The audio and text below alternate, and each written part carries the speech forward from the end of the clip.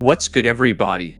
Hip Hop List Daily here, glad to see everybody after a very long time. I am sorry for missing for such a long time, but I had my own problems home. YouTube demonetized my channel and I didn't have so much time for YouTube. But now I am back on my feet and ready to make documentaries for y'all. So today we are heading to Canada, to Toronto to be exact. We gon' see who are the toughest gangs from there. We gon' hear war stories and some history of Toronto hoods. Before we start the video, make sure you follow my Instagram profile to interact more. So let's get to the video.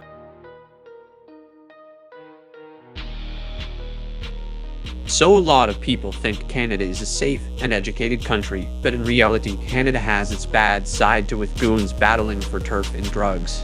Like the US, these goons are members of criminal organizations, like Versace crew. The Versace crew are a small, tight-knit group of Jamaican immigrants who named themselves after the famed designer, which top members were known to sport his clothing along with other high-end merchandise. Formed in the late 1990s in Scarborough, Ontario, Canada, this gang supported their lavish lifestyle by strong-arming and robbing local drug dealers, forcing them into buying their product and eliminating competition. Police say the street gang has a surprisingly sophisticated hierarchy involving presidents, lieutenants, and soldiers.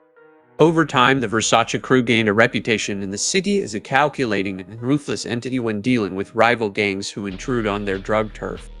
Such gangs as the Markham Boys, who engaged the Versace crew in a gun war that played out in Toronto's East End streets and ultimately sparked public outrage, which in turn made them a top priority for police at the time. Although the Versace crew's main territory was in Scarborough, they had members throughout the city of Toronto. Known as a major drugs and gun runner in the city, the Versace crew were taken apart by a series of raids. It is said that this gang has direct links with the Concrete Jungle Posse gang in Kingston, Jamaica. Even though they are powerful, Versace gangsters have their rivals like Markham Boys, a gang that is known for gunplay. Bay Mills Crips. Although we are outside of the US, the Crip pandemic has arrived in Canada too, with gangs like Bay Mills Crips. A Toronto-based Crip set operating out of the Bay Mills housing complex around Birchmont Road and Shepherd Avenue East area in Scarborough, Ontario, Canada. Police believe that the Bay Mills Crips are involved in a long-standing feud with another Scarborough Crip set, the Glendar Crips, and have also shown hostilities towards the Chesterland crew in the past. Unfortunately, by the early to mid-2000s, the Bay Mills Crips were a defunct organization, but that didn't stop the Crippin' spread through Canada. So the next organization that we'll talk about is another notorious Crip gang. The Eglinton West Crips. The Eglinton West Crips is an organized gang located in the west end of Toronto. Stretching from Keele and Eglinton to Oakwood and Eglinton, it's no surprise that this is one of the biggest gangs in Canada. The neighborhood which they operate, also known as Little Jamaica or Trench Town, is second in murders since 2008 and third in violent crime. The Eglinton West Crips' main rivals are the Vaughan Road Bloods, what has been one of the most documented and dangerous rivalries in Canadian history to date.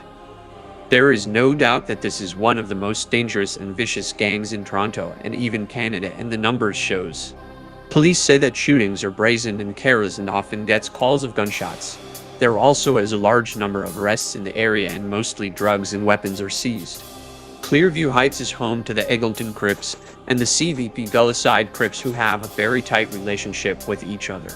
The area is a low-rise apartment complex what is known for drugs and guns and a lot of crime in general, with a lot of brazen shootings over the past years. It is believed that the Gulliside Yardies are the main drug outlet to the Eglinton West Crips and maybe even more gangs. Alright, we talked about blue bandanas, now let's paint this video with some red.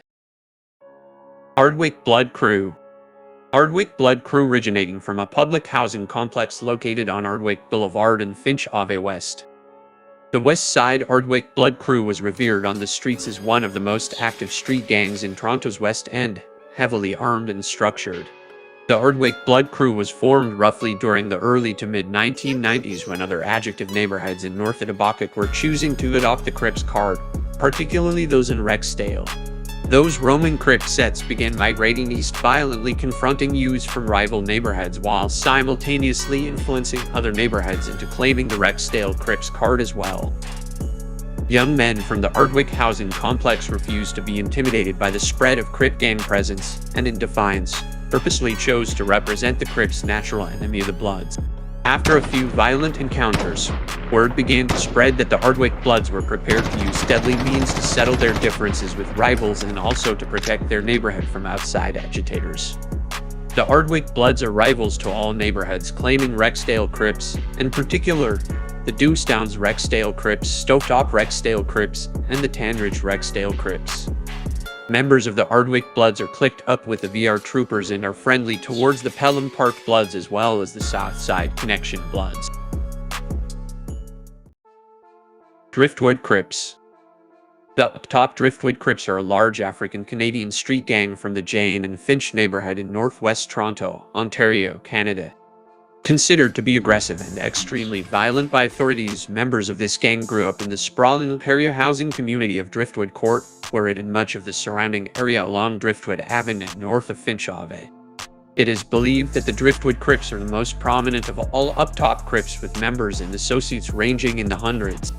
This gang has gained the reputation as being aggressive, trigger-happy stick-up artists who generates a fair portion of their income through robbery. Police also contend members of the Driftwood Crips are involved in the drug trade activity concentrated around Toronto's northwest corner.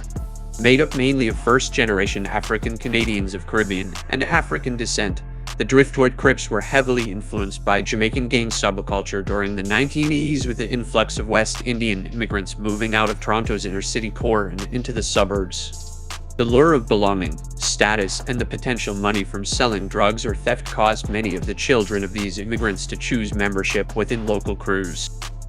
By the early 1990s, the youths within Jane and Finch began identifying themselves as Bloods in response to Roman rival Crip gangs from Rexdale who would constantly clash them at local clubs and public events.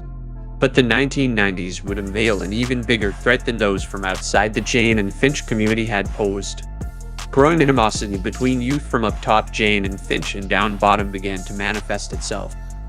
The Driftwood Crips were the first gang in Jane and Finch to claim the Uptop Crips card. On June 12, 2007, hundreds of police officers executed 130 search warrants in the Jane and Finch area and beyond, targeting the Driftwood Crips. Codenamed Project Cryptic, police seized more than 30 kilograms of cocaine in the raids, as well as several kilograms of hashish oil, marijuana, and a cache of weapons. Now y'all saw Canada is kind of a dangerous place too. Not only US got Crips and Bloods, Toronto got some rough crews too. So with this being said, this was the video for today. I hope y'all enjoyed it. Don't forget to give a thumbs up to this video and subscribe to my channel. This was Hip Hop List Daily, and I will see you in the next video.